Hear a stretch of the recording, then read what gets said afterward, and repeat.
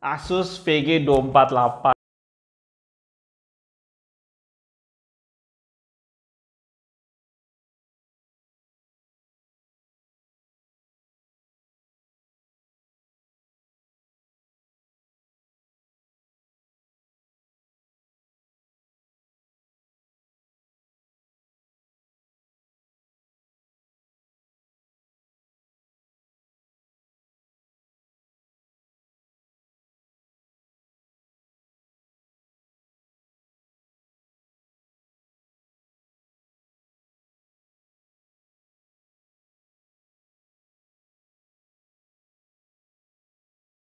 GTID dapat sponsor nih dari POC Radio Hytera. Jadi produk ini memiliki grade militer atau dia itu tahan banting.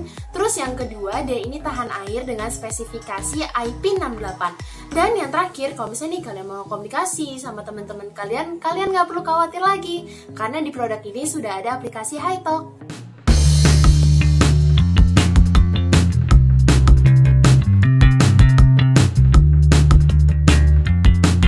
Selamat datang di GTID channel paling canggih di 2020 guys.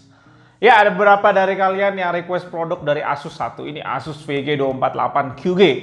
Dari sisi dus kita udah sering banget lihat dus Asus kayak gini, cukup membosankan sih. Dan kalian bisa lihat fitur-fitur yang ditawarin Asus dan banyak ditempel di dusnya. Gue shoot buat kalian, mungkin yang paling penting 165 Hz dan 0,5 milisecond ya. Aksesoris yang kita dapetin yang pertama, satu kabel power, satu kabel DisplayPort. Ada adapter power yang berarti adapter monitor ini di luar bodinya.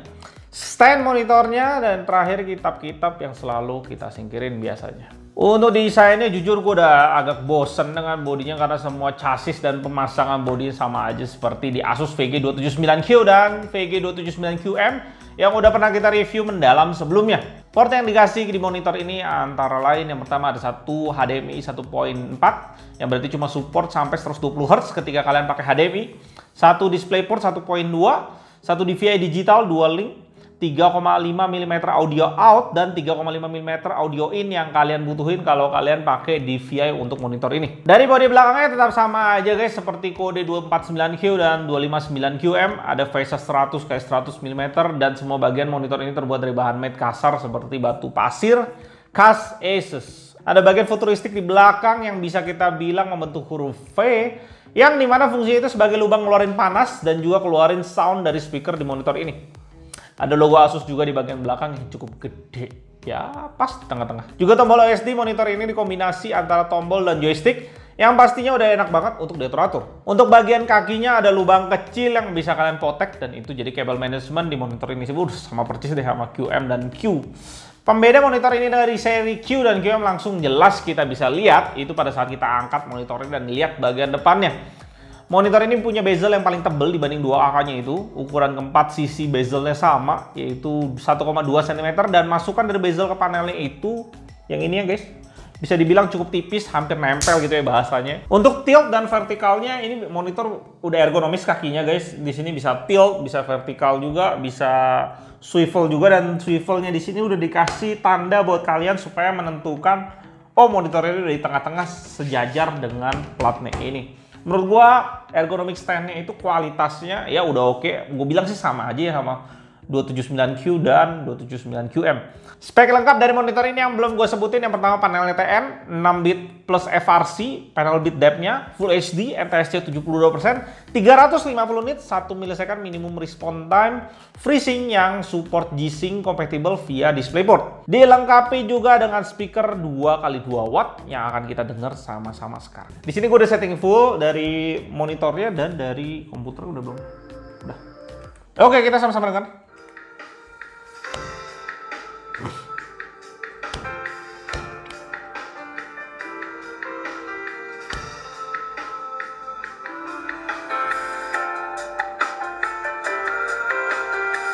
Kita udah dengerin sama-sama speaker dari monitor ini.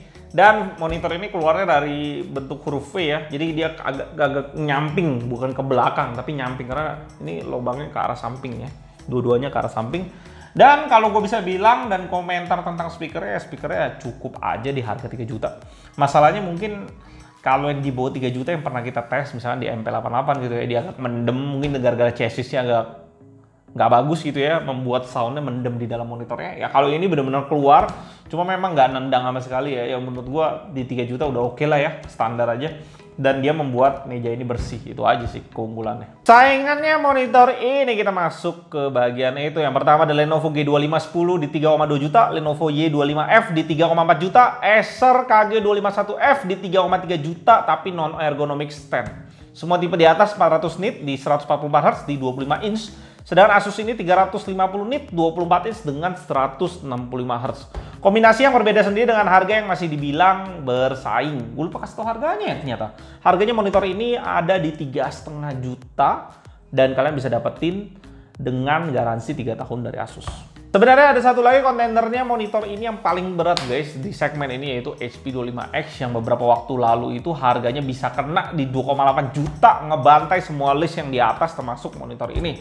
Masalahnya entah HP mau discontinue barang itu atau apa gue nggak ngerti, karena harganya jujur aja agak aneh belakangan ini. Ada yang bisa bilang dapetin 2,3 juta.